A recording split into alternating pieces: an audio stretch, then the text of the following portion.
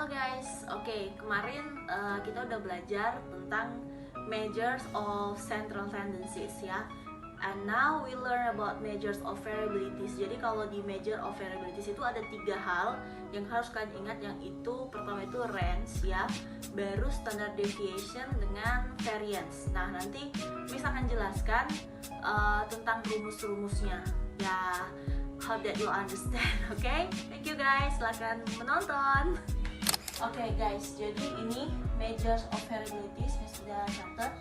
Ada range, standard deviation dengan variance. Nah, range ini biasanya kalau kalian mau buat nilainya itu dijadikan pembanding. Nah, itu caranya x highest dikurangin dengan x lowest. X dalam hal ini nilainya ya, jadi nilai yang tertinggi dikurangin dengan nilai yang paling rendah. Kalau untuk range ini gampang ya. Nah, yang kita harus fokus itu adalah di standard deviation dengan variance. Sebenarnya standard deviation sama variance itu formulanya sama, rumusnya itu sama, hanya saja yang beda. Kalau variance dia nggak pakai yang namanya akar kuadrat. Nah, jadi kalian lihat ini ya. Ini kalau standard deviation itu akar kuadrat dari si variance ini. Jadi kalau di variance dia nggak pakai ini, nggak ada kan? Dia cuma ini doang. Nah, ini rumusnya. Nanti kalian bisa lihat di PDF. Nanti Miss kasih PDF-nya sama kalian. Dan ini Miss cuma mau jelasin gimana cara dapatnya untuk ngisi-ngisi nilai nanti di rumusnya ya, angka-angkanya. Nah, sekarang kita fokus ke sini dulu. Ini ada yang namanya sum of x2 ya. Ini keterangannya ada di sini. Jadi kalau yang di depan ini bagian depan ini semua, maksudnya itu adalah yang ini. Oke, yang ini. Tapi kalau yang kedua ini, yang kecil ini, dua ini, itu adalah hanya sum of x, tapi dia dikalikan. Nah, dia ada angka 2-nya kan di atas, di sini dikalikan. Nah, ini maksudnya yang ini. Jadi jangan ketuker ya, karena beda. Nah, ini dia di sini. Kalau N, ingat aja, N itu pasti yang namanya N itu total number of observation atau your students yang mau diobservasi. Nah, sekarang kita move langsung di angkanya.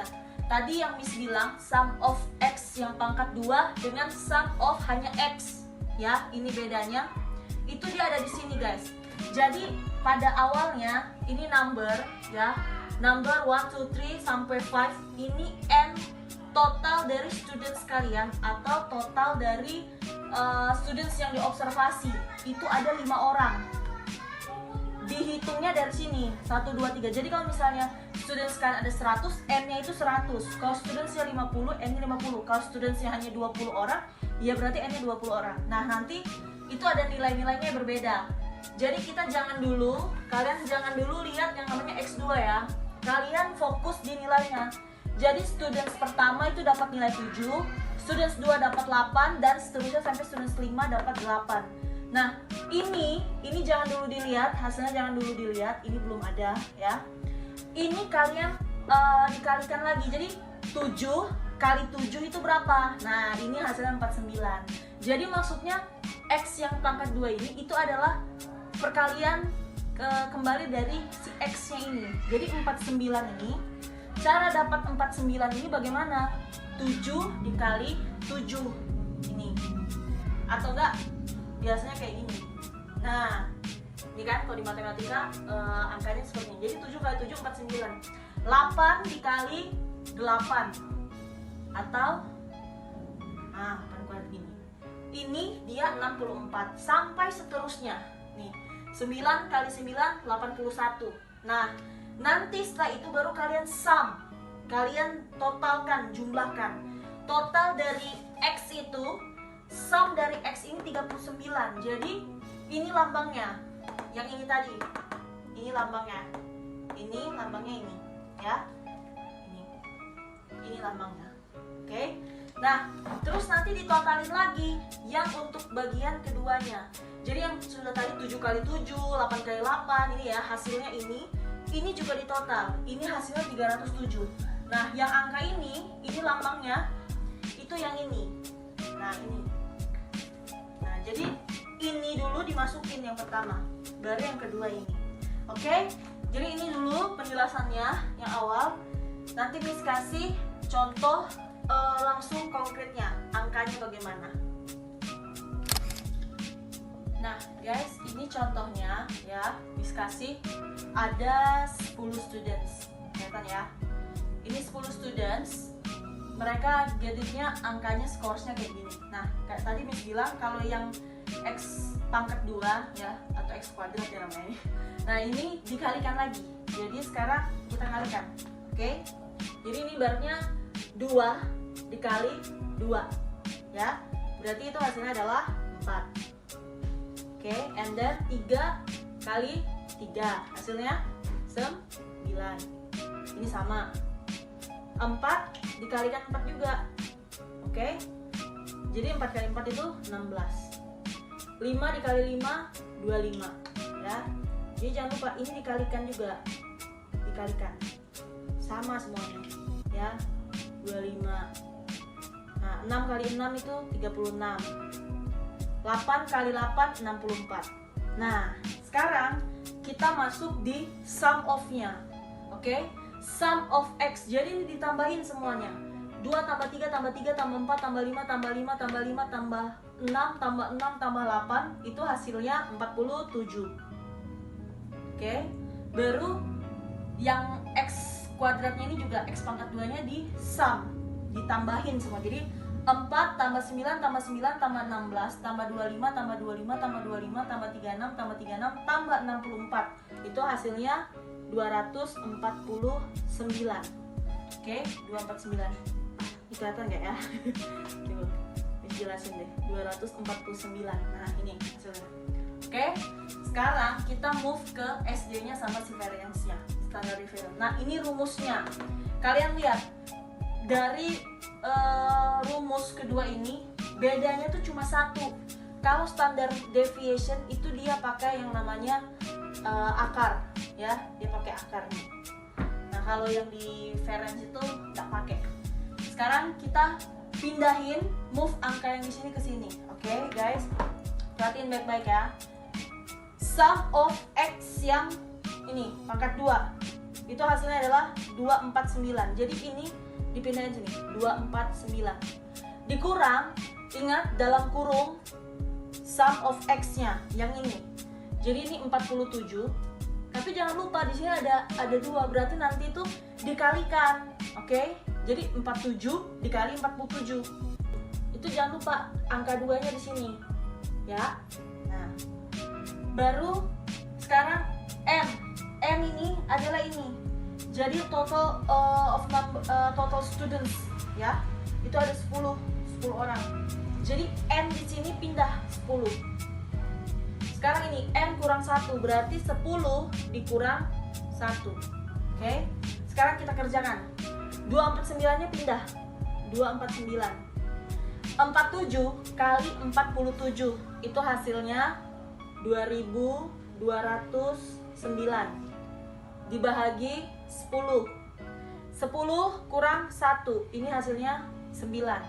Pindah ke sebelahnya, ke bawahnya lagi. Oke. Sekarang 249 dikurang 2209 dibagi 10 sama dengan 220,9.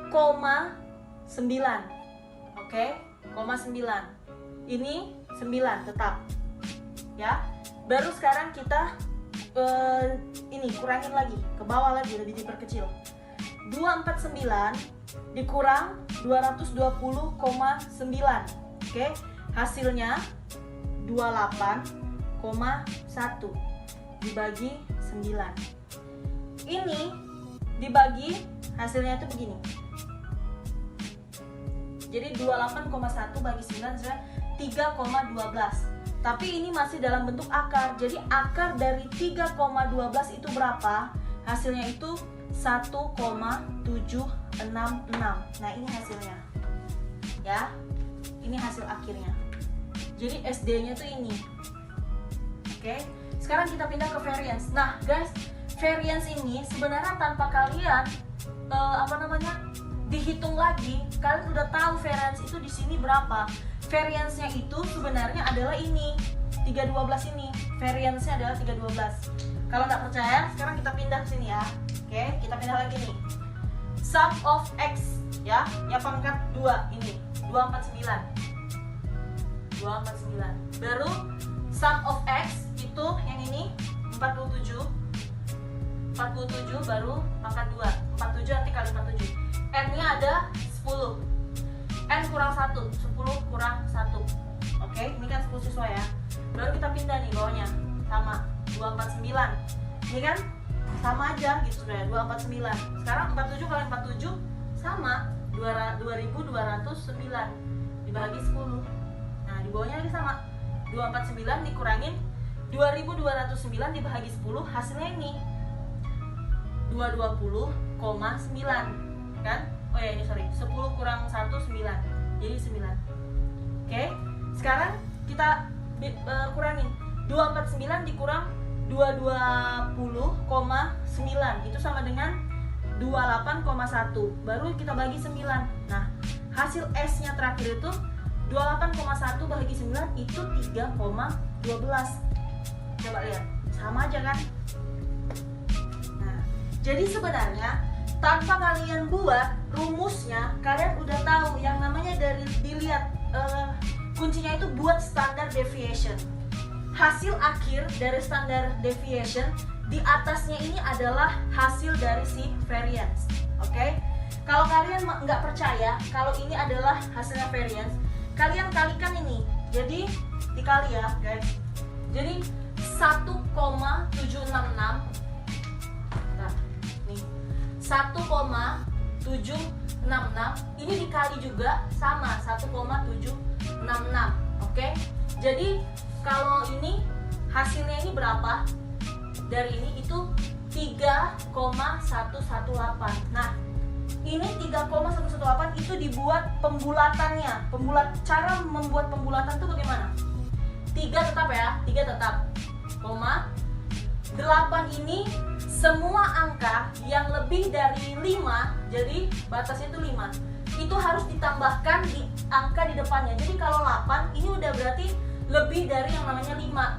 Lebih dari 5 ya. Jadi kalau di bawah 5 itu angkanya tetap. Tapi kalau lebih dari 5 ya, lebih dari 5 itu harus ditambahkan 8 termasuk lebih dari 5. Jadi 8 ini mati, hitungannya itu mati. Angkanya ini dipindahkanlah ke sini. Nah, 1. Sekarang 1 tambah 1 itu hasilnya 2. 2 ini berarti di bawah 5, berarti dia nggak perlu lagi ditambahin. Jadi hasilnya 312. Sama kan? Nah, gitu. Itu cara ngetesnya ya. Jadi cara ngetesnya yang standard deviation-nya itu kalian kalikan lagi dengan hasil standard deviation. Oke?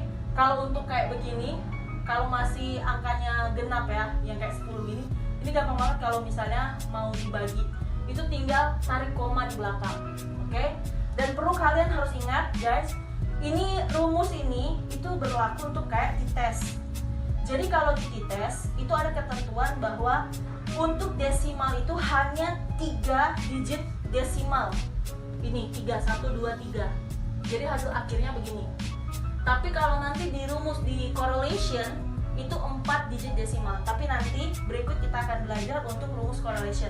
Sekarang kita belajar khusus yang ini. Nah, ini sudah hasil akhir semuanya. Nanti Miss akan kasih contoh soal ya buat kalian. Nanti kalian pelajari dan nanti ada beberapa exercise yang harus kalian buat supaya kalian ngerti cara pengaplikasiannya bagaimana, how to apply this formula gitu semuanya ini. Nah, nanti kalian coba buat, nanti dibuatlah perbandingan. Jadi guys, ini sebenarnya adalah nilai dari students yang kalian observe. Jadi for example, kalian itu mau meneliti satu kelas lah, contoh satu kelas, tapi ada beberapa pertemuan. Nah, itu dipakailah seperti ini untuk dibandingkan hasilnya, apakah ada progres atau tidak. Nanti dibagilah seperti ini. Oke, thank you guys, silahkan dipelajari. Nanti Miss akan kirim PDF-nya. See you, thank you.